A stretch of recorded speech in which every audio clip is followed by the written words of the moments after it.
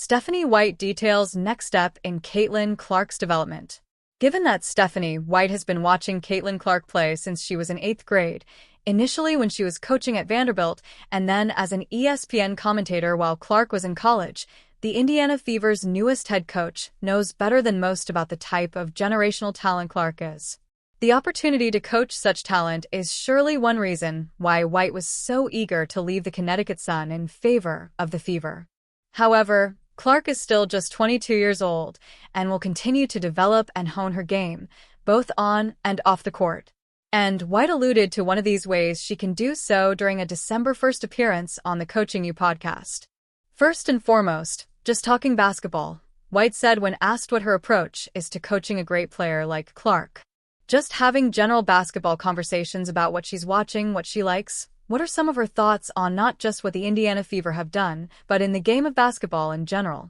White continued, saying, "I've really watched her continue to learn and grow, and I've had multiple conversations with Clark's coaches at Iowa throughout the course of her career about what the next steps would be and what the next level would be. I talked to Clark about how I think we can use her to help her be more efficient, help her be more effective," White added. "Help our team be better in general. Now it's about becoming not just a great player, but becoming a great leader for this team, so that we can win not just a championship, but championships." It will be fascinating to see what strides Clark makes as a leader during her first season with White as her head coach. Clark's star power could be pivotal in Cincinnati's NWSL bid. One aspect of Cincinnati's bid for an NWSL team that cannot be replicated is the star power that comes from Fever G Caitlin Clark's investment, according to Melanie Anzidii of The Athletic. There is no denying the Caitlin Clark effect, which co-lead investor Jeff Berdang said their group already experienced when the basketball star made her stake in their ownership public. Anzidil notes social media posts rose from 10,000 posts a day to nearly 500,000. Berdang said, "It was Caitlin's desire to go public. We didn't make that decision for her, or on her behalf." While Berdang declined to elaborate much on what that involvement may look like, he likened Clark's potential ownership role to basketball Hofer Magic Johnson's post-playing career.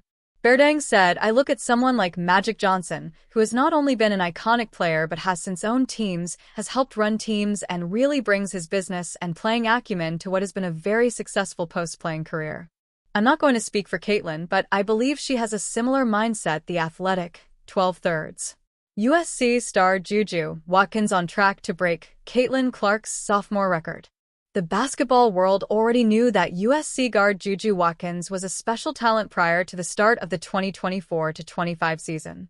She proved in her freshman year that she has what it takes to be a legendary player at the collegiate level. Watkins, 19, was a unanimous All-American and the Pac-12 Freshman of the Year during her first season at USC. She averaged 27.1 points, 7.3 rebounds, and 3.3 assists per game for the Trojans, leading them to an appearance in the Elite Eight. On Tuesday night, Watkins showed off her skills against California Baptist, dropping 30 points in the first 3 quarters of action. It marked her 16th NCAA game with at least 30 points. The record for most 30-points games through a player's first 2 years of college basketball is currently held by Iowa legend Caitlin Clark. The number 1 pick from the 2024 WNBA draft had 23 games with at least 30 points during her first 2 years with the Hawkeyes. Watkins is on pace to break that record from Clark since she's already at 16 games. Watkins has now scored at least 30 points in back-to-back games. Last Friday, she dropped 34 points in a win over St. Louis. At this rate, it wouldn't surprise us if Watkins has another 30-point performance against Oregon on Saturday. Coming into this season, there was a lot of talk about Watkins potentially becoming the new face of women's college basketball. That kind of hype might weigh on certain players, but not her. "I wouldn't really say pressure," Watkins said. "So many great teams in this league, and I think my main focus is just winning with my team. And wherever that takes us, we're grateful.